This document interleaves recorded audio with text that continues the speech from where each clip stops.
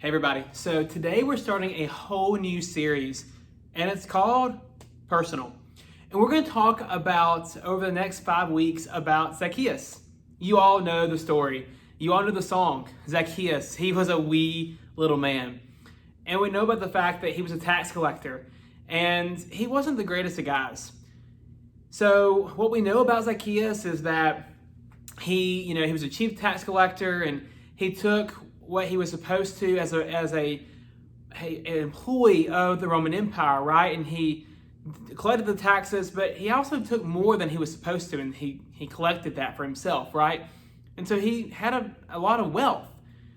But today, we're going to dive a lot more into the story, because a lot of times we focus on the fact that he had what we talk about kind of a conversion story, right? He climbed up in the sycamore tree, he saw Jesus, and it's a really awesome story about the fact that he ended up giving back what he had taken, right? It's an amazing, amazing story. But today, as we talk about personal, we're going to talk a lot more about what Jesus did for Zacchaeus. Because you see, there's so much more to this story. I want to ask you real quick to think about your name. Your name. Your first and last name. What does it mean to you? What does it mean that you are who you are? Your name, what does it mean to you? You may not know, but your last name has a lot of meaning. Last names really meant a lot for people. There's history tied to your last name. And in biblical times, names meant so much. In fact, we see so much in the Old Testament how much a name really means. So when you think about this, I want you to think about how much your name means to you. Have you ever thought about the fact that when somebody doesn't know you and they don't know your name, does it ever rub you the wrong way? Does it ever aggravate you?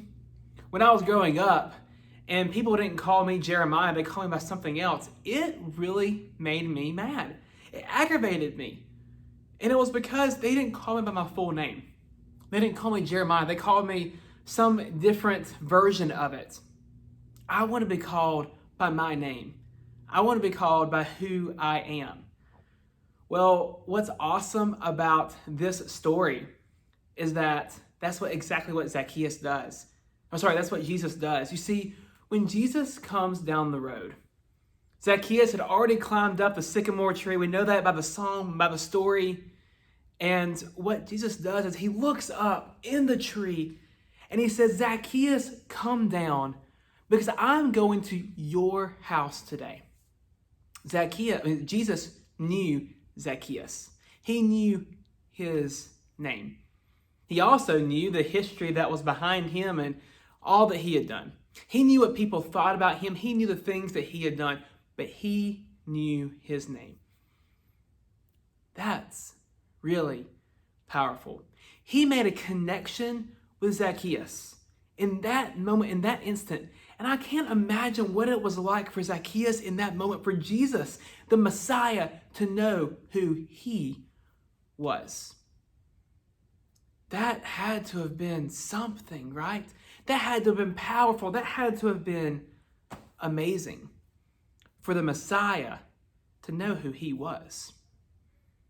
Well, guess what?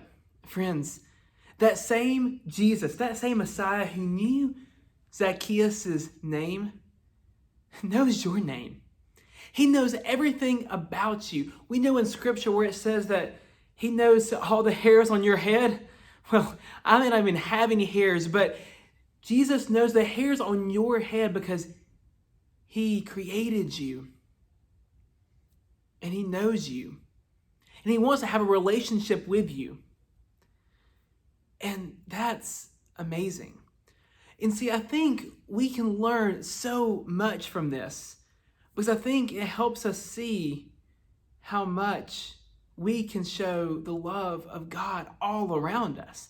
You see, because I want you to think about for just a second, the people around you, the people you interact with every single day, do you know their names? Do you take the time to know the people that you interact with each and every day? Do you take the time to get to know their names? What about the people at the grocery store?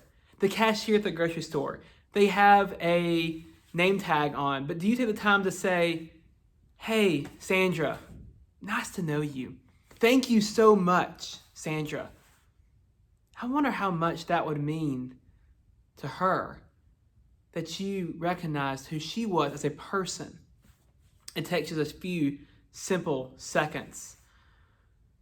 What about the person, the students, the person that comes to school and it's their first day and no one is talking to them, but you take the moment to introduce yourself and say, "Hey, I'm Jeremiah.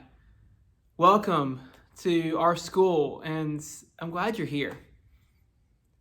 Take the time to get to know people.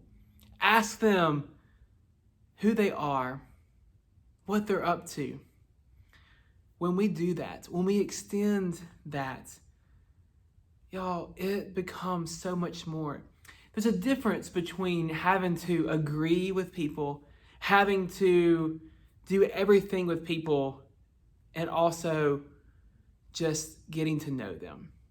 So I want to challenge you this week to be like Jesus, to go the extra mile and to say, "Hey, what is your name?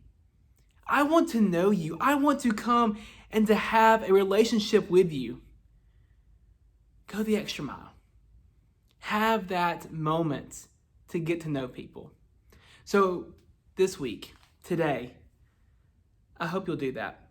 There's a lot of people in our church, y'all. There's a lot of people in Thrive Student Ministries that you probably don't know. I hope that you will take the moment to get to know their names, that you will find somebody new in a grade above you and a grade below you. Find a new adult. Get to know their names. Start that new friendship. And our kingdom will grow and grow. And we'll learn so much more about who we are as people of God and be able to share God's love even more. We look forward to learning more about what it means to have a personal relationship. Today is all about names. It's about knowing our name, that God knows our name, and we're called to know other people's names as well. Have a great day, and I look forward to seeing you again soon.